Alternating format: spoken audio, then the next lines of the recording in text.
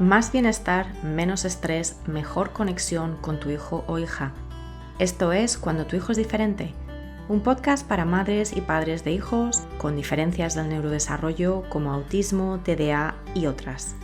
Yo soy Maui Moreno, profesora certificada de Mindfulness, coach, autora del libro Cuando tu hijo es diferente y madre de un hijo neurodivergente. Aquí encontrarás herramientas, estrategias y consejos prácticos para disfrutar de tu vida y de tu maternidad y para apoyar a tu hijo o hija en su desarrollo. Hola, bienvenidos a un nuevo episodio del podcast Cuando tu hijo es diferente. Yo soy Maui Moreno y hoy tengo el grandísimo placer de tener aquí a Bárbara Viader y Vidal. Bárbara, bienvenida, ¿cómo estás? Gracias, muy bien, muy contenta de estar aquí hoy. Pues con Bárbara vamos a hablar de cosas sensoriales, vamos a hablar del todo el tema de la regulación sensorial y de cómo hacer que nuestras casas sean sensorialmente un poquito más inteligentes, que en realidad somos nosotros los que tenemos que ser sensorialmente un poquito más inteligentes, ¿no? Pero bueno, os presento brevemente a Bárbara, que es la directora y la creadora del Centro de Estimulación Infantil de Barcelona. Se creó este centro en el 2002. Ella es terapeuta ocupacional por la Universidad Autónoma de Barcelona y también tiene una especialización en pediatría y educación por la Universidad Nacional de Colombia, y además ha estudiado en Liverpool, ha estudiado en la Universidad Sur de California, o sea que tienes ahí bastantes estudios y bastantes especializaciones. Y además también ha hecho un máster en neurociencia, algo que me parece súper interesante también, eso sí, en la Universidad de Barcelona. Así que ella básicamente se enfoca muchísimo en todo el tema de la neurociencia, el neuroaprendizaje, la inteligencia sensorial y la teoría de integración sensorial. O sea que todas temáticas súper importantes en general, yo diría, para todos, pero especialmente para aquellas familias que tenemos hijos neurodivergentes o que nosotros mismos también somos neurodivergentes, porque de nuevo muchas veces también llegamos a esta toma de conciencia de que incluso a nivel de integración sensorial podemos tener algo ahí, y llegamos a este punto de toma de conciencia precisamente a través de apoyar, de enterarnos de qué va esto y de intentar apoyar a nuestros hijos. Así que encantada de tenerte aquí, de hablar contigo de estos temas, que no es la primera vez que los hablamos en este podcast. Hemos hablado ya de temas de integración sensorial y de terapia ocupacional antes, pero realmente hoy quiero que nos centremos en este tema, ¿no? De por qué es, desde tu punto de vista y con tu trayectoria profesional, por qué es tan importante, por qué es fundamental entender el perfil y las necesidades sensoriales, en este caso enfocándonos en los niños y en los jóvenes neurodivergentes. Cuéntanos. Claro, para mí hay algo muy importante y es que nos permite dar la respuesta adecuada a cada niño, a cada joven, en cada situación. Si no conocemos el perfil sensorial y las necesidades sensoriales específicas, claro, nos centramos en recetas como muy generales, ¿no? Como algunas veces se ha hecho de, pues ahora, a partir de ahora, todas las aulas de los colegios van a tener pelotas en lugar de sillas. Cuidado, eso no debería ser así. Es decir, utilizar, por ejemplo, una pelota de estas grandes en lugar de una silla es algo que puede ayudar a algunos niños, a algunas niñas, a algunos adultos en determinados momentos del día, pero en cambio puede ser perjudicial para otros. Entonces, conocer el perfil sensorial nos permite saber qué herramientas aplicar en cada situación. Y esto para mí es clave. Cuando entendemos el perfil sensorial, sabemos exactamente de qué estamos hablando cuando hablamos de dificultades sensoriales. ¿Qué está pasando con el sistema táctil? ¿Qué está pasando con el sistema vestibular? ¿Con el sistema propioceptivo, visual, auditivo, olfativo? Entonces, cuando entendemos qué está pasando, entonces podemos ofrecer la estrategia que ayude a la autorregulación. Entonces, para mí, lo que es clave de entender el perfil sensorial es para no caer en un libro de recetas, ¿sí? Sino en dar la receta o la ayuda, el apoyo específico para aquella situación específica que se está dando en un momento concreto, con un caso concreto, ¿no? Es para mí la gran diferencia entre un perfil sensorial específico y un libro de recetas. Y qué importante esto, porque de nuevo, hasta hace poco lo hablaba con Daniel Valdez en un episodio anterior en el que él hablaba de cualquier abordaje tiene que estar centrado en la persona, tiene que estar centrado en el individuo, no en la condición o en el trastorno o en el diagnóstico, no en el abordaje en sí mismo, porque ese abordaje puede que no sea el mejor para esa persona en ese contexto, ¿no? Entonces es como, no, hay que centrar todos los apoyos y todas las acomodaciones o los abordajes o los cambios en el entorno tienen que estar centrados en la persona, es decir, no solamente en el diagnóstico, sino en cómo ese diagnóstico se presenta en esa persona. Pero cuéntanos un poquito por qué la parte sensorial, la parte de integración, procesamiento y regulación sensorial puede estar más afectada en neurodivergencias, no solamente en autismo y TEA, sino también en TDAH y otras neurodivergencias. ¿Hay algo que es parte intrínseca de esa neurodivergencia que haga que sea más común que haya estos perfiles tal vez un poquito diversos? Claro, partimos de un sistema nervioso que no está procesando la información sensorial por una dificultad de base.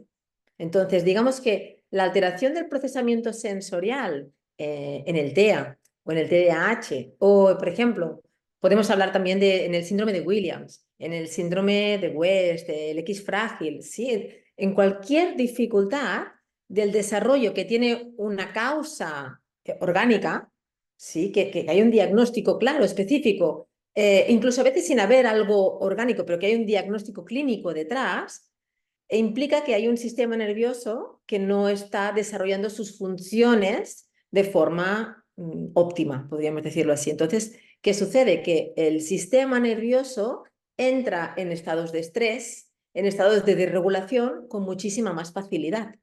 Entonces, claro, los inputs sensoriales que recibimos son los mismos, porque vivimos todos en la misma sociedad. Entonces, claro, en un entorno cotidiano de salir de casa, ir al colegio, salir del colegio, ir al parque, coger el metro, ir al supermercado a comprar, ducharnos, cenar, ir a dormir, todos recibimos más o menos la misma cantidad de estímulos sensoriales. Pero si el sistema nervioso no está preparado para procesarlos, claro, algo tenemos que modificar.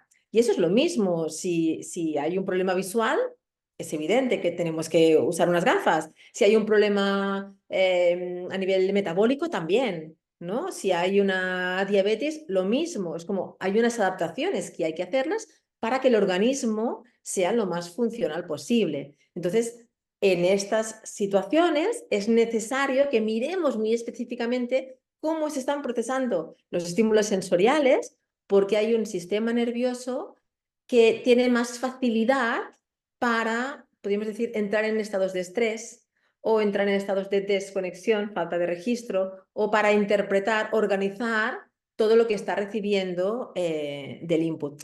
Claro, hablar de qué lo causa es difícil porque sabemos que cada vez hay más estudios de neuroimagen, ¿no? Que nos hablan de qué pasa con la amígdala, qué pasa con el tálamo. Nos van mostrando cómo hay áreas específicas, sobre todo de toda esta parte más subcortical del sistema límbico, que están alteradas cuando hay una disfunción del procesamiento sensorial.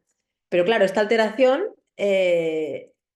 no tenemos muy claro en algunas ocasiones cuál es el origen del por qué no está funcionando bien, pero está claro que no hay un buen funcionamiento del sistema nervioso central. Entonces, claro, esto se observa en las respuestas, en las reacciones, y cada vez hay más test que miran, ¿no? Está la dilatación de las pupilas, la sudoración, la palpitación, ¿no? El latido del corazón, el temblor.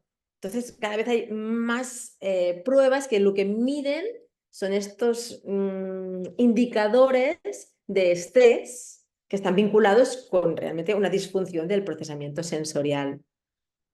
Y creo que aquí lo más importante, y estoy pensando sobre todo en las madres y los padres que nos escuchen, es que muchas veces el gran malentendido viene, de nuevo, cuando no se conoce bien esta parte sensorial, esta parte de regulación sensorial o de integración diferente sensorial, que muchas veces culpa, o sea, a los comportamientos, es como, es que el niño hace esto porque quiere. No, el niño no hace esto porque quiere. El niño hace esto porque su mente-cuerpo está intentando regularse. Pero Exacto. obviamente porque hay una desregulación, hay un umbral tal vez más bajo o tal vez más alto de lo que lo tienes tú. Entonces, tú estás asumiendo que eso es un comportamiento que viene de la abolición, que viene de la voluntad, ¿no? De es que el niño hace esto porque quiere fastidiar. No, el niño hace esto porque quiere regularse. Lo que pasa es que tal vez no lo está haciendo de la manera más óptima, más ecológica y también más, ¿no? Pero ahí el tema no es, no es voluntario, no es voluntario. Entonces,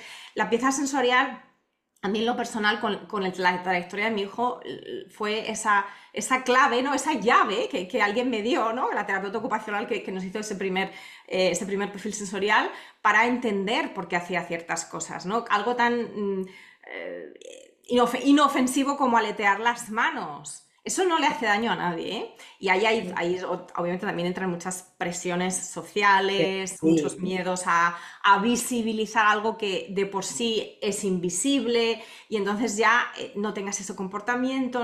Entonces, pero bueno, si entiendes de qué viene ese comportamiento y qué función está queriendo cumplir ese comportamiento, entonces ahí se te abre una gama, un abanico de comportamientos alternativos o adicionales que se les puede dar y que se les puede facilitar para que se cumpla esa misma función de autorregulación, ¿no? Entonces, cuéntanos un poquito si esto sería parte de una dieta sensorial. ¿Qué es una dieta sensorial? Claro, para mí una dieta sensorial viene del concepto de que los inputs sensoriales son el alimento de nuestro sistema nervioso central. Entonces, de aquí viene el nombre. Si lo que queremos es alimentar bien nuestro cerebro, necesitamos una dieta de estímulos sensoriales. Entonces, dentro de un desarrollo neurotípico, el contexto ofrece suficiente variedad de experiencias sensoriales como para que cada uno se autorregule buscando todo aquello que necesita. Entonces, el sistema nervioso sabe cuándo tiene que parar, cuándo tiene que acelerarse, cuándo tiene que activarse, cuándo tiene que dormirse, cuándo está aprendiendo de una experiencia o simplemente cuándo está disfrutando pero no hay aprendizaje. Entonces, el sistema nervioso puede autorregularse igual que la gran mayoría de la población puede autorregularse en cuanto a qué es lo que come. Entonces, cuando hay alguien enferma, de lo primero que se mira es qué pasa con la alimentación y cómo se puede mejorar la alimentación, cambiarla, modificarla, optimizarla para que mejore el estado del organismo. Entonces, con la integración sensorial sucede lo mismo. Si eh, partimos de la base de que el sistema nervioso tiene que estar relajado para poder aprender y para poder disfrutar, ¿sí? Sentir bienestar en los diferentes contextos que vivimos, esta es la premisa. Yo, si tengo un sistema nervioso que no está relajado, necesito darle alimentos que le permitan estar más relajado, más organizado, más calmado. Si tengo un sistema nervioso que está muy apático, muy apagado, necesito darle alimentos que le activen, que le aceleren, que le den un poquito más de actividad, que aumenten el nivel de alerta. Entonces, la dieta sensorial es básicamente crear unas pautas sensoriales que se aplican tanto en el colegio como en casa para optimizar el nivel de alerta, para optimizar el procesamiento sensorial, la regulación. Claro, dependiendo de la capacidad cognitiva, de la capacidad de comprensión de cada uno, pues la dieta sensorial se autogestiona por el propio individuo o la dieta sensorial viene externamente, que normalmente al principio es externo y después poco a poco se va enseñando lo que es la autorregulación, ¿no? Entonces la dieta sensorial viene de aquí, viene de este concepto de darle al sistema nervioso los alimentos que necesita cuando hay un problema digestivo, una dificultad digestiva, una dificultad de procesamiento, ¿no? Que sería el concepto. Así que por eso muchas veces cuando hablamos de dieta sensorial, inmediatamente no tiene nada que ver con comida, con alimentos como tales, sino que tiene que ver con los alimentos que necesita nuestro cerebro para estar bien en primer lugar y, en segundo lugar, para aprender. Porque sobre todo esto es muy importante. Si el sistema nervioso no está relajado, organizado, regulado, es decir, en predisposición de recibir inputs sensoriales y aprovecharlos, no hay aprendizaje. Entonces, muchas veces es, bueno, pero ¿qué puedo hacer para que mejore el lenguaje? ¿Qué puedo hacer para que aprenda los números? Para que... primero, la autorregulación, la modulación, lo que tiene que ver con el nivel de alerta y después pasamos al siguiente nivel, que es el del aprendizaje, ¿no? Es como la base, es como uno de los cimientos del edificio y esto, de nuevo, hay que tenerlo muy claro. Un cerebro que está estresado no puede aprender, pero es que ni el mío, ni el tuyo, ni el de mi hijo, ni el de cualquier otra persona será neurodivergente o será neurotípica. Lo que pasa es que Exacto. obviamente en el caso de las personas neurodivergentes y sobre todo en el caso del TEA y del TDAH, pues menos aún, o sea, menos aún porque además se están desregulando en muchos casos. Entonces ahí ya hay una respuesta al estrés que tampoco les permite prestar atención, no les permite estar ni siquiera atendiendo, ¿no? Enfocándose, redirigiendo la atención a donde la tienen que redirigir. Entonces esto básicamente es, de nuevo, fundamental entender, ¿no? Que no podemos empezar la casa por el tejado. Así que hablando de casas, y hablando, nos has comentado antes varias veces el tema de las aulas, va a volver sobre este tema, pero en base a esto que nos acabas de comentar de la dieta sensorial y de la necesidad muchas veces de los padres en un primer momento, obviamente apoyados y asesorados por profesionales como tú, de gestionar esta dieta sensorial en un primer momento, pues porque en muchos casos estamos hablando de niños pequeños, o tal vez de personas que eso, no tienen una capacidad cognitiva que les permita, por lo menos en ese momento, gestionarse ellos mismos. Como parte de esta dieta sensorial, ¿qué sería entonces una casa sensorialmente inteligente? Y sería también esto parte de la dieta sensorial. Claro. Lo básico y esencial sería ver qué inputs sensoriales activan, qué inputs sensoriales calman y qué inputs sensoriales organizan, porque son tres conceptos muy diferentes. Entonces, en base a eso, que sería un poquito el tener el perfil sensorial, se diseña una casa sensorialmente inteligente, en la cual cuando un niño o una niña entra en estados de desorganización, de explosión, lo que hay que hacer es ayudar a regular. Pero, y esto es algo de lo que se habla mucho, ¿no? La desregulación y lo que hacen los niños para regularse, pues aletear, por ejemplo, lo que estabas comentando, es como que es algo que es muy visual. Pero después también una casa sensorialmente inteligente es aquella que cuando un niño está apático, desmotivado, desconectado, ayuda a conectar. Y eso es muy importante. Y es más importante todavía no mezclarlo. Es decir, cuando un niño está sobreactivado, no darle inputs sensoriales que le activen más. Y cuando está apagado, no darle inputs sensoriales que le lleven a estar más apagado todavía. Entonces, para mí es importante diferenciar que el estímulo sensorial por excelencia que organiza es el propioceptivo. Es todo lo que tiene que ver con mover el cuerpo en contra de una resistencia. Y eso es lo que le llamamos sistema propioceptivo o el regulador universal.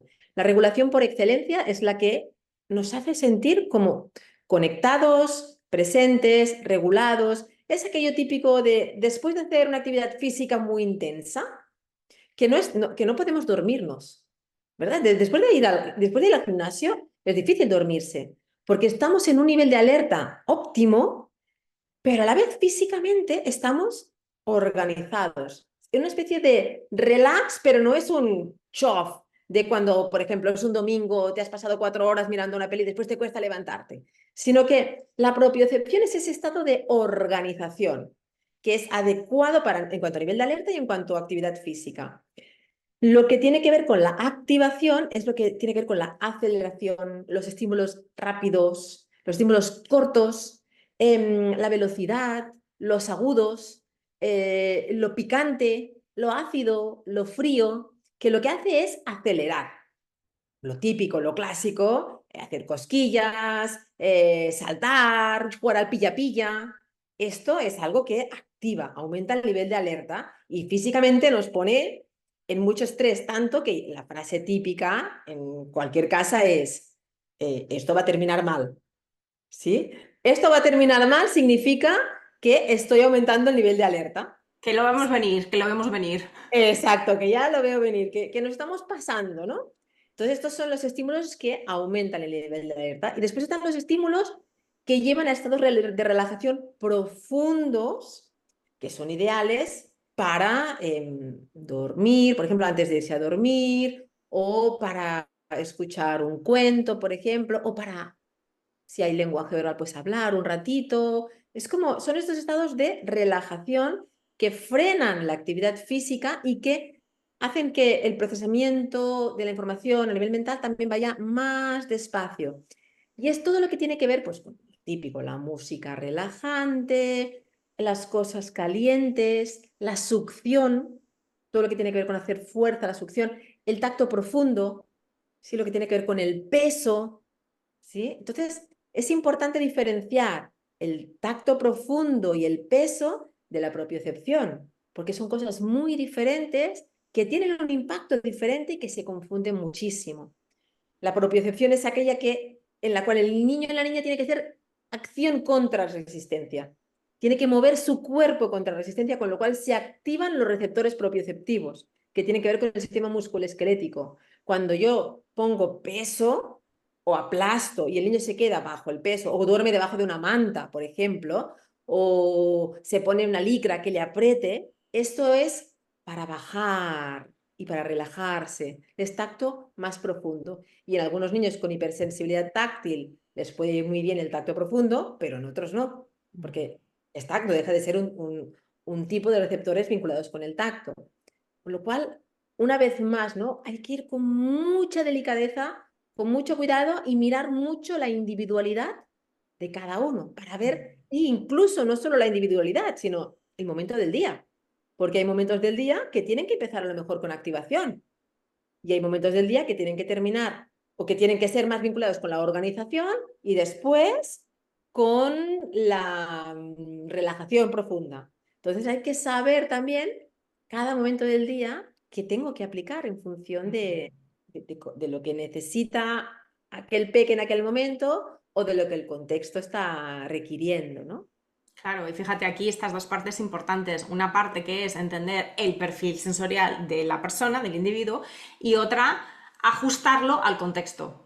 Ujú. O sea, al medio ambiente y a, digamos, a las actividades que se quieren o a los objetivos que se tienen para ese momento del día o para esa localización o para esa situación, ¿no? A nosotros hace años la terapeuta ocupacional de hecho nos dio una especie como de calendario sensorial que era muy amplio, pero estaba basado en esos eran tres colores, de hecho, creo que era verde, amarillo y azul o algo así, ¿no? Y era como, a ver, esta es la parte como para relajar, esta es la parte para activar y esta es la parte como más, en este caso que era como más aprendizaje, ¿no? Entonces no sé si era más Sí, la como... organización y el aprendizaje están muy vinculados. Sí, sí, sí, Exacto. totalmente. Exacto, entonces súper interesante.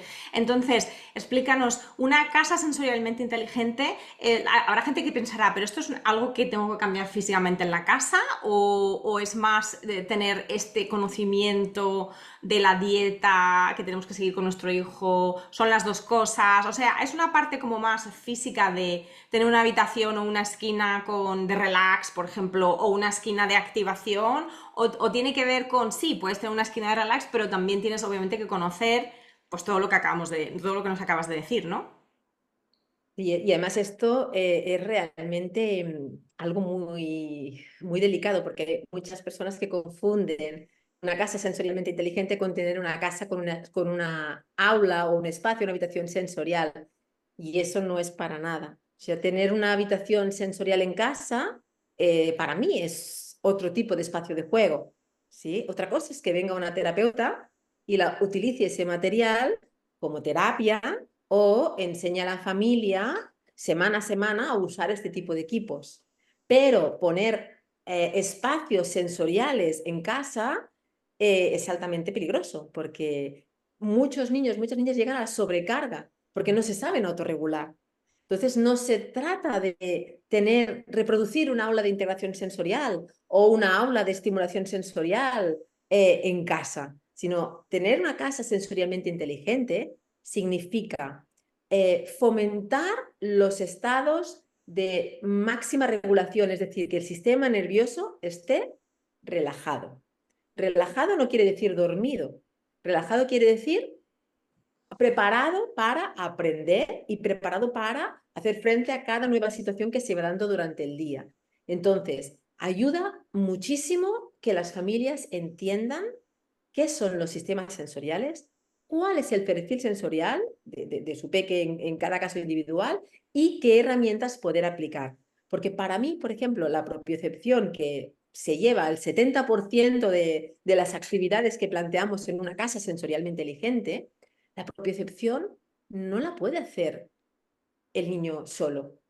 Necesita que su mamá o su papá hagan una interacción y hagan juegos y actividades para que así sus músculos puedan dar esta respuesta propioceptiva. Si no, es muy difícil. Si no llegamos a estados, pues de lo que llamamos de tacto profundo, de relajación o incluso de autoestimulación. Que muchos peques se suben en una licra y allí se pasan horas hasta que al final terminan sobreestimulados o totalmente desregulados porque el sistema nervioso tiene lo que llamamos un lindar de activación y si lo sobrepasamos, nos estamos cargando la conectividad. Y en ese momento entonces el sistema nervioso lo que hace es, ok, me desenchufo. Entonces, eso también, eso no solo se da en un centro comercial con muchos inputs sensoriales, también se puede dar en casa si el peque está durante una hora dentro de una licra, columpiándose sin ningún tipo de propósito y llegando a la sobrecarga sensorial también. Entonces, una casa sensorialmente inteligente es aquella en la cual mamá, papá, mamá, papá solo, abuelos, quien esté al cargo de aquel peque, entienda cuál es el perfil sensorial y qué herramientas le ayudan a la autorregulación. Esto es clave. Y el otro día tenía una mamá que me enseñó una foto maravillosa que había comprado 2 sillas de estas de playa plegables, de estas que tienen como colchón, que están Obsoleta, sí, sí, sí. mulliditas. Y, y las estaba usando, bastante grandes, estas que son tipo tumbonas, y las estaba usando con sus hijos para hacer aquello que yo hago muy a menudo, que son los sándwiches. Y entonces me enseñó la foto y están su hijo y su hija dentro de la silla plegada, y el juego era plegar la silla y intentar abrirla para salir y escaparse, porque claro, la silla esta hace como una boca, ¿sí? Y me decía, es que me han costado 13 euros en este supermercado y son maravillosos. Y es que yo decía, esto es casa sensorialmente inteligente, que una mamá entienda que en este caso su hija y su hijo necesitan propiocepción en unos momentos específicos de la tarde y que ella puede utilizar muchas cosas del día a día para ofrecer propiocepción. No necesita gastarse no sé cuántos euros en tener una licra, que si la tiene y la puede usar, fantástico, pero usarla con un propósito, con un tiempo concreto, con una actividad que sea funcional, sino, y siempre con la interacción, siempre, haya un diagnóstico de TEA o no lo haya, pero siempre esta interacción es lo que permitirá la integración de esa información sensorial. Qué importante esto último que acabas de decir y también este apunte que básicamente has contestado a otra de las preguntas que te iba a hacer, que es si, pues que hablemos de recursos, ¿no? Si era necesario, si es necesario tener equipamiento específico o al contrario podemos utilizar cosas que ya tenemos en casa o dar nuevos usos a cosas que encontramos por ahí como esta clienta, ¿no? Como esta señora que compró pues un par de tumbonas baratísimas en el supermercado. Nosotros nunca hemos tenido nada especial, aparte de comprarle una manta de peso, pero que eso es para un tema muy concreto, es cuando está viendo la televisión. Sí. Exacto, pero de nuevo, nunca hemos tenido, o sea, sí, tenemos una pelota grande de estas de gimnasio, pero esta en realidad me la compré yo hace mil años, mucho antes de ser madre, o sea, que es como, en nuestra experiencia nunca ha sido esa necesidad, ¿no? Y yo creo que eso también dice mucho sobre una tendencia que solemos tener las familias, que es, te dicen que tienes que hacer algo y entonces quieres comprarlo, o sea, como que te quieres lanzar de cabeza por ahí sin haber entendido a veces del todo el para qué. El para qué y el cómo, ¿no? No se trata de eso, de tener un gimnasio sensorial en la casa, se trata de entender qué es lo que necesita tu hijo en qué momento. Y eso también nos exige a nosotros eh, conocer todo esto. O sea, de alguna manera, no es que nosotros nos volvamos terapeutas ocupacionales, claro que no, pero de nuevo aprendemos muchísimo sobre todo este tema de integración sensorial precisamente porque somos las personas que más tiempo pasamos con nuestros hijos, sobre todo a nivel, por supuesto, del hogar. Y entonces tenemos que ser capaces de alguna manera ayudarles a ellos a gestionar su procesamiento sensorial y para eso lo tenemos que entender, o sea, tenemos que entender. Y de hecho, algo que siempre digo que ha sido un gran regalo bueno, pues del autismo de mi hijo ha sido también este profundo autoconocimiento mío sobre mi regulación sensorial, sobre el hecho de que esto también va cambiando con la edad y bueno, pues imagino que también con la pérdida o la transformación de ciertas facultades. Yo siempre he sido una persona que me ha molestado muchísimo el ruido. Y bueno, pues que en el fondo pues tengo como una hipersensibilidad auditiva, yo no puedo tener música, tele, una persona hablándome, o sea, me saturo muchísimo. Entonces, antes simplemente pensaba que era muy particular y ahora me doy cuenta de que no soy particular. De nuevo, aprender es como aprender un lenguaje nuevo. Este lenguaje nos hace no solamente ser capaces de ayudar a nuestros hijos a entenderse y por lo tanto a regularse mejor, sino que también nos ayuda a nosotros a entendernos y a regularnos mejor.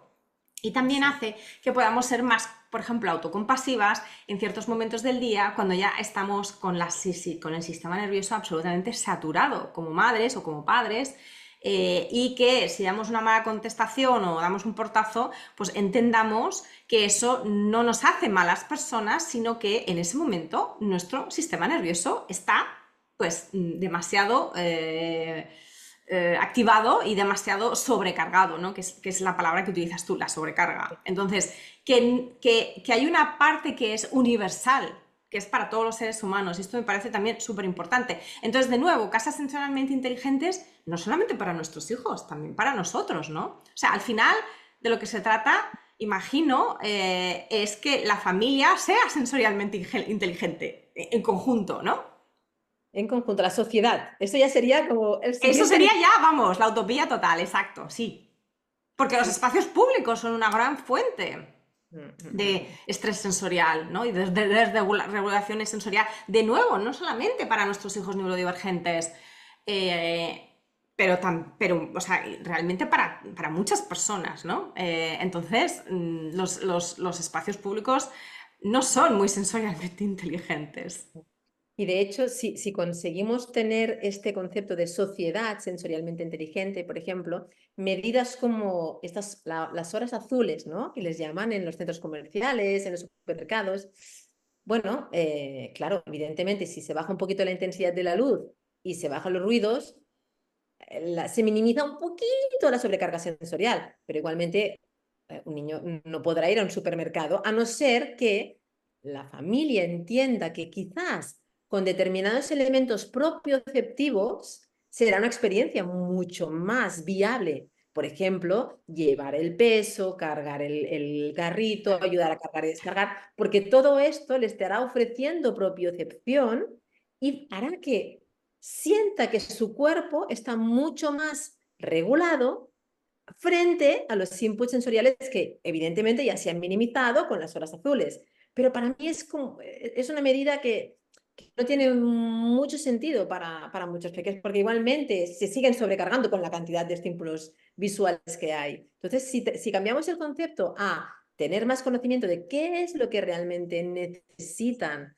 para estar más regulados, eso creo que puede ser un cambio grande, grande, grande como sociedad en general.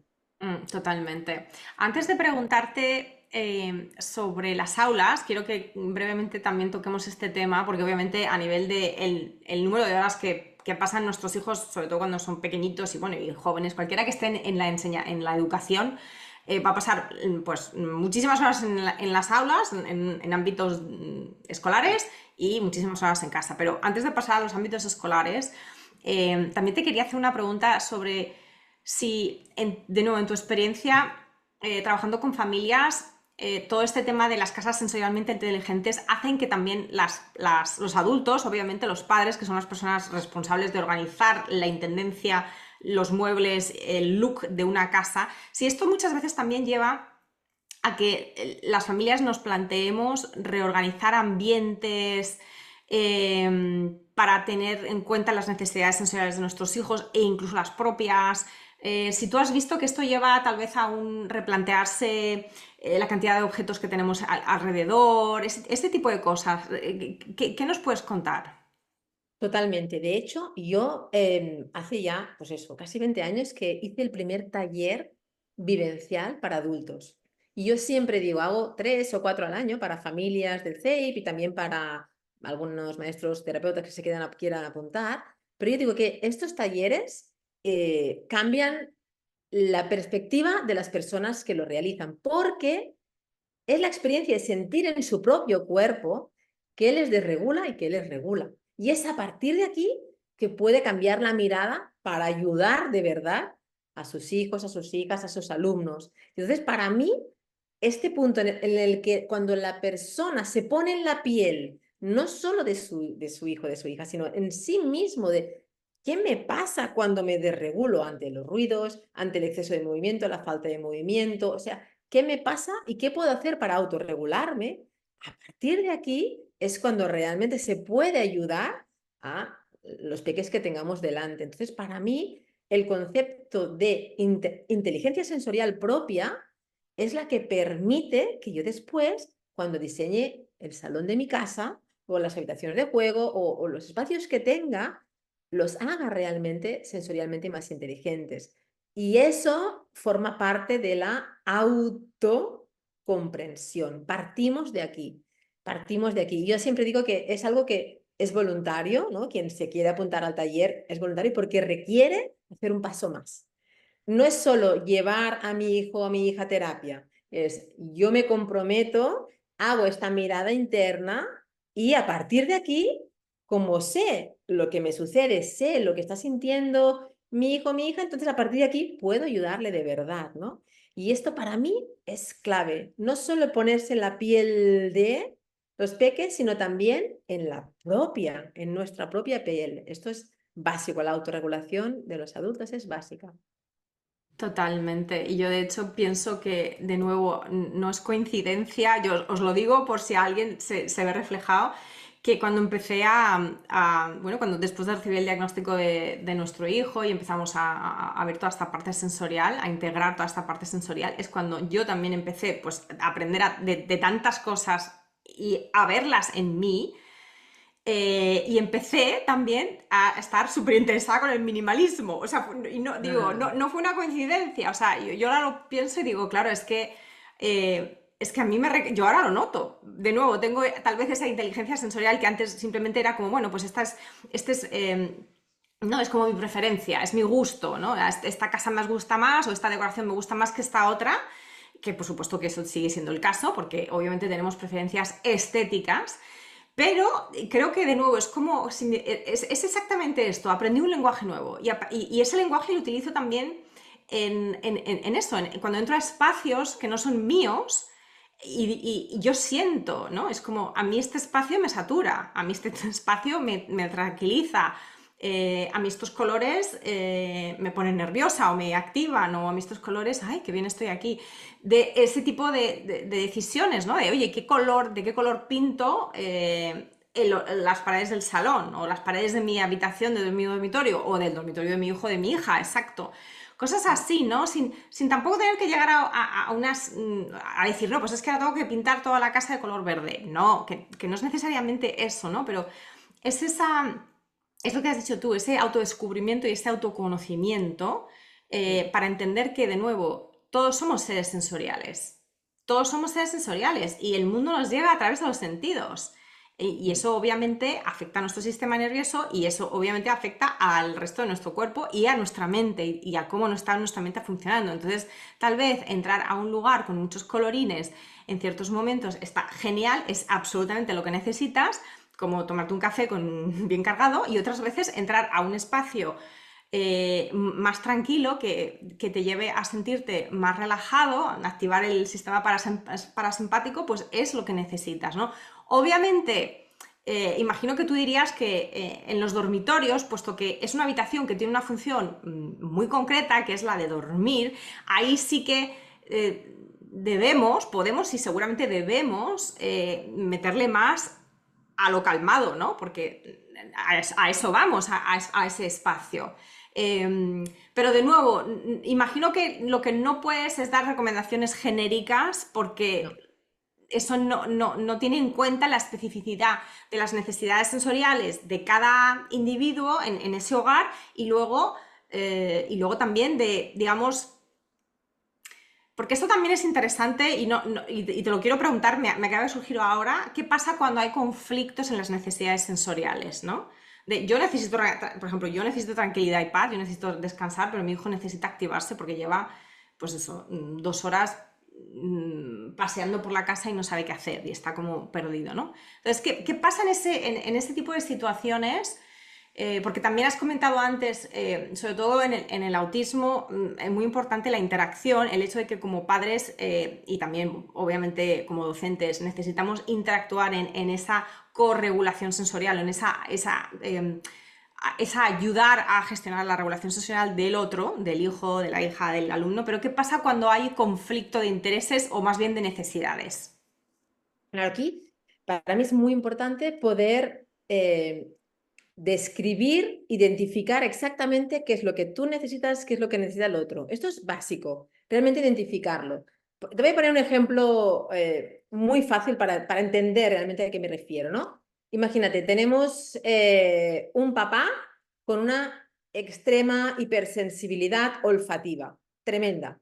Y tenemos dos niñas de 5 y 4 años que han terminado de cenar y se quieren comer un petit suisse. ¿Sí? El padre no ha terminado y las niñas se van a comer su petit suisse. Entonces, cuando hay una hipersensibilidad olfativa extrema, eso activa un área del cerebro emocional, para decirlo así como coloquialmente, y ese papá se convierte en un ogro. ¿Sí? Se convierte en un ogro y les grita a las niñas: ¿qué estáis haciendo? ¿Cómo podéis estar comiendo un petit suisse? ¿Pero que no veis que yo todavía estoy con la verdura? Las niñas no entienden nada, porque, o sea, es mi postre, o sea, y, y esto puede generar día tras día dinámicas familiares muy difíciles. Si desde la mirada sensorial entendemos qué está pasando, es posible que podamos llegar a situaciones fáciles de lidiar sensorialmente. Por ejemplo, papá dice, chicas, necesito que esperéis a que termine de cenar para que os podáis comer el petit suisse de fresa o el danonino de fresa. Ah, vale, papá, nos esperamos. O, mirad, si necesitáis cenarlo ya, tomar el postre ya, porque es muy tarde, mira, ¿por qué no vais a comerlo al balcón? O hoy de forma excepcional a otro sitio que a mí no me moleste.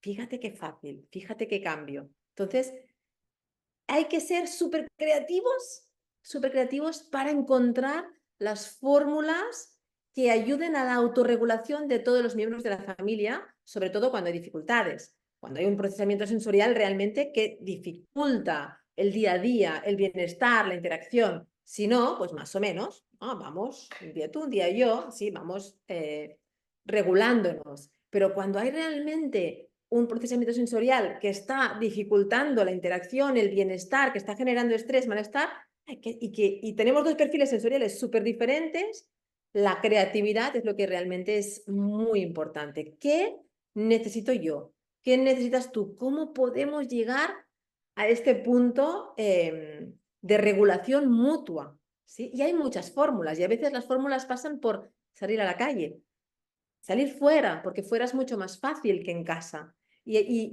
Aquí se utilizan muy poco los parques, se utilizan muy poco. Y un lugar donde poder simplemente tu hijo correr o braquear en un sitio o en estos parques que hay parte, ahora que hay muchos de ejercicio físico, y tú te sientas en un banco con unos auriculares, con música muy tranquila, pero que escuches el exterior y que nadie te hable y él está recibiendo propiocepción y tú estás es esta parte, ¿no? De la creatividad, de poder primero saber ¿qué es lo que me está pasando? ¿Por qué me estoy poniendo tan nerviosa solo de imaginarme que voy a pasar aquí dentro de casa las próximas 2 horas?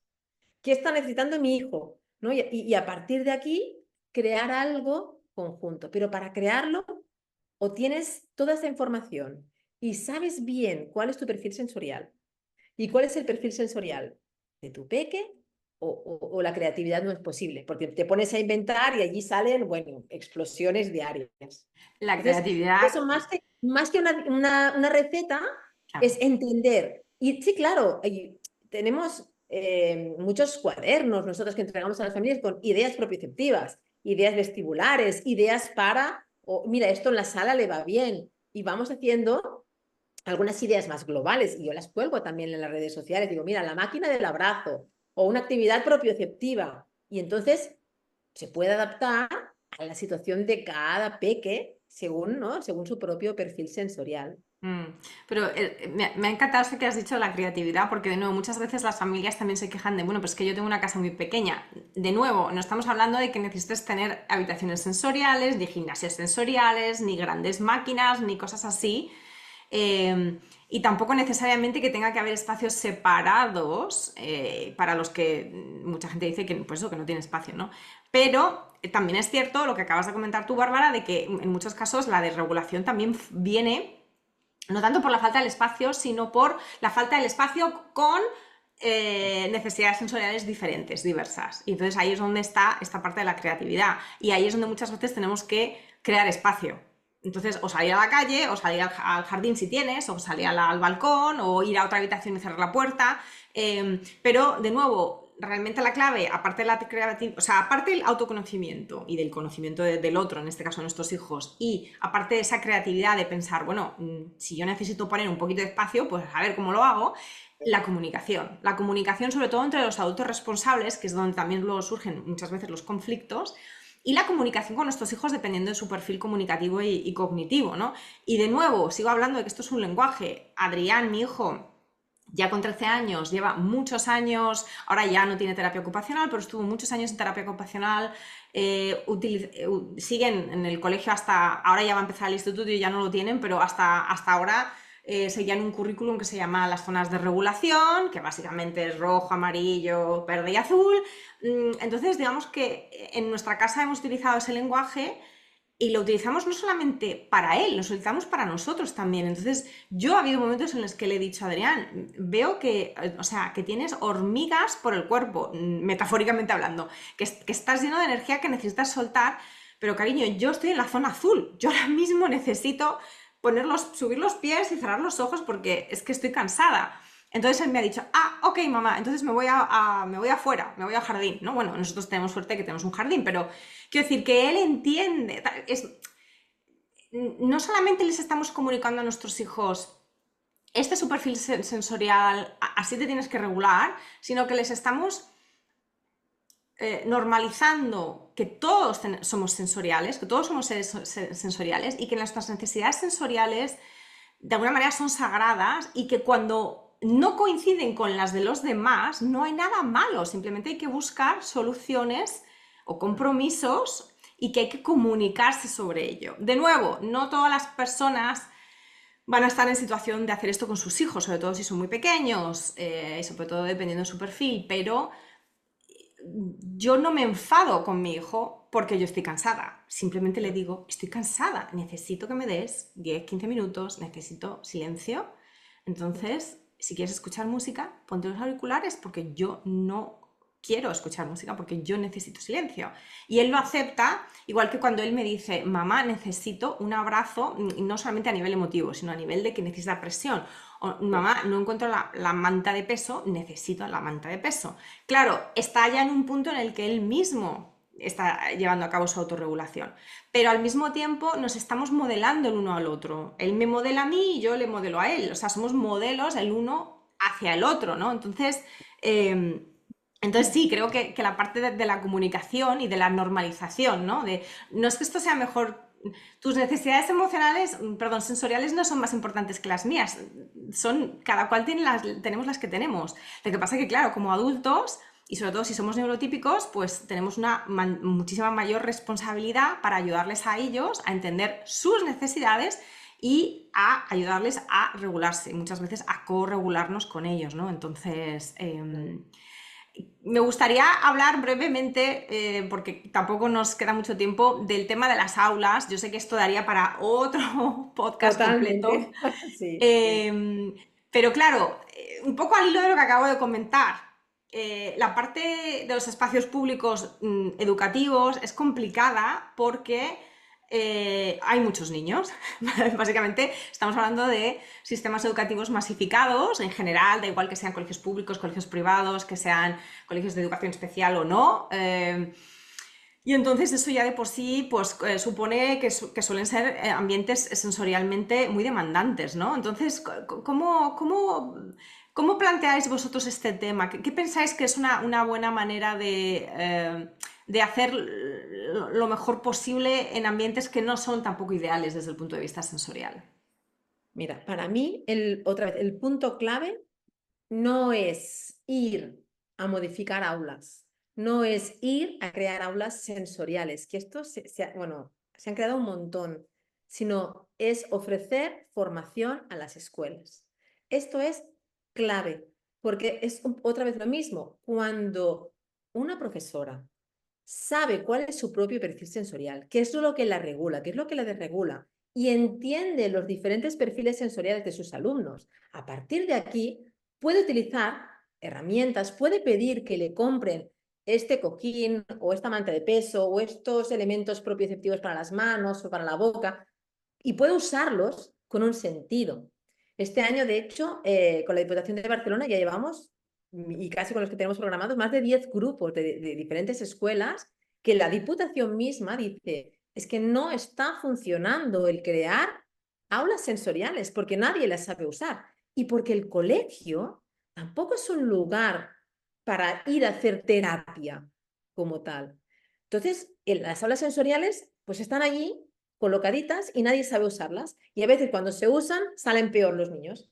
Entonces, claro, para mí lo que es importante con los colegios sensorialmente inteligentes es formar a docentes que sepan y que sepan nuevamente, cuando hacemos las formaciones, hay una parte teórica, evidentemente, y hablamos del perfil sensorial, de los sistemas sensoriales, pero siempre, siempre, siempre, en toda formación para docentes, yo incluyo 4 horas vivenciales. 4 horas en las que todas las profesoras, profesores, psicólogas, terapeutas, logopedas, fisios, entran en la sala y están 4 horas sintiendo qué es la propiocepción y qué impacto tiene mi cuerpo y qué impacto tiene de mis compañeros, qué es el vestibular, vestibular lineal, angular, o sea, entendiendo qué impacto tiene la información sensorial en mi propio cuerpo y en el de las demás.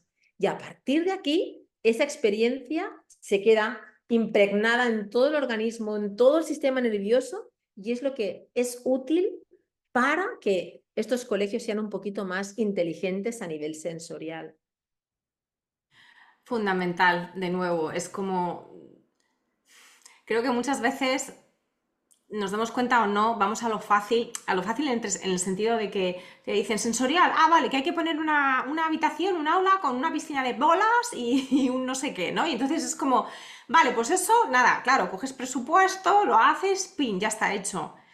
Y no, o sea, eso es lo fácil en el sentido de que eso es lo que parece que es más fácilmente aplicable, pero no, lo que se exige es lo que acabas de decir tú, es esa formación, ese conocimiento, ese aprendizaje de una lengua, o sea, siguiendo con la Totalmente. metáfora, ¿no? De ese lenguaje sensorial.